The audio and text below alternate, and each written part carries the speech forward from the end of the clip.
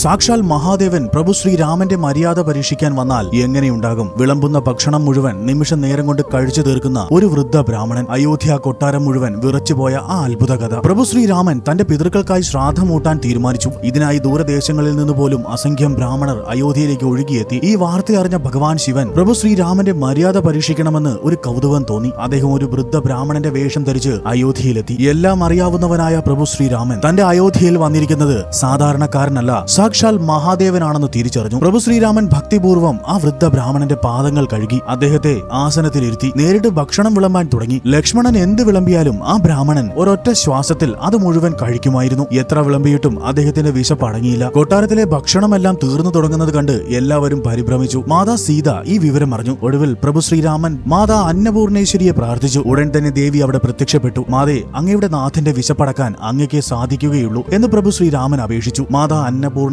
ഭക്ഷണം വിളമ്പാൻ തുടങ്ങിയതോടെ ആ പാത്രം അക്ഷയപാത്രമായി മാറി. തുടർന്ന് മാതാ അന്നപൂർണ ഒരു ലഡ്ഡു എടുത്ത് ഇലയിൽ വെച്ചതേയുള്ളൂ. അത് കഴിച്ച് മഹാദേവൻ തൃപ്തനായി. ഇപ്പോൾ ഞാൻ പൂർണ്ണ തൃപ്തനായിരിക്കുന്നു എന്ന് പറഞ്ഞ് അദ്ദേഹം ചിരിച്ചു. എന്നാൽ പരീക്ഷ അവിടെ അവസാനിച്ചിരുന്നില്ല. എനിക്ക് എഴുന്നേൽക്കാൻ സാധിക്കുന്നില്ല, എന്നെ ഒന്ന് ഉയർത്തി എവിടെയെങ്കിലും ഇരുത്താമോ? മഹാദേവൻ ചോദിച്ചു. ഹനുമാൻ സ്വാമി ശ്രമിച്ചിട്ടും അദ്ദേഹത്തെ ഉയർത്താനായില്ല. ഒടുവിൽ ലക്ഷ്മണൻ അദ്ദേഹത്തെ അനായാസം ഉയർത്തി കട്ടിലിൽ കിടത്തി. തുടർന്ന് വാ കഴുകാനായി മാതാ സീത വെള്ളം നൽകിയപ്പോൾ മഹാദേവന്റെ വായിൽ നിന്ന് അറിയാതെ എന്ന പോലെ മാതാ സീതയുടെ ദേഹത്തേക്ക് വീണു. പക്ഷേ മാതാ സീത കോപിച്ചിരുന്നില്ല. മറിച്ച് അങ്ങയുടെ ഉച്ഛിഷ്ടം വീണ് ഞാൻ പവിത്രയായി എന്ന് പറഞ്ഞു വന്ദിച്ചു. പ്രഭു ശ്രീരാമനും ലക്ഷ്മണനും അദ്ദേഹത്തിന്റെ പാദങ്ങൾ തടവി കൊടുക്കാനും മാതാ സീത വിശറി കൊണ്ട് വീശി കൊടുക്കാനും തുടങ്ങി. ഇവരുടെ വിനയത്തിലും മര്യാദയിലും അതീവ സന്തുഷ്ടനായ മഹാദേവൻ തന്റെ യഥാർത്ഥ രൂപത്തിൽ പ്രത്യക്ഷപ്പെട്ടു. എന്ത് വരം വേണമെന്ന് ചോദിച്ചപ്പോൾ പ്രഭു ശ്രീരാമൻ പറഞ്ഞത് ഇങ്ങനെയാണ്: മഹാദേവ, എനിക്ക് അങ്ങയുടെ പാദങ്ങളിൽ എന്നും ഭക്തി ഉണ്ടാകണം. കൂടാതെ അങ്ങ് എന്നും എന്റെ സഭയിൽ വന്ന് പുരാണ കഥകൾ പറഞ്ഞു തരികയും വേണം. അങ്ങനെ അന്നു മുതൽ മഹാദേവൻ രാമസഭയിലെ കഥാവാചകനായി മാറിയെന്നാണ് ആനന്ദ രാമായണത്തിൽ പരാമർശിച്ചിരിക്കുന്നത്. വാൽമീകി രാമായണത്തിൽ കാണാത്ത പല അത്ഭുതകരമായ കഥകളും ലീലാവിലാസങ്ങളും ആനന്ദ രാമായണത്തിൽ വിവരിക്കുന്നുണ്ട്. ഇതിലെ മനോഹര കാണ്ഡത്തിലാണ് പ്രഭു ശ്രീരാമൻ നടത്തിയ ശ്രാദ്ധത്തെക്കുറിച്ചും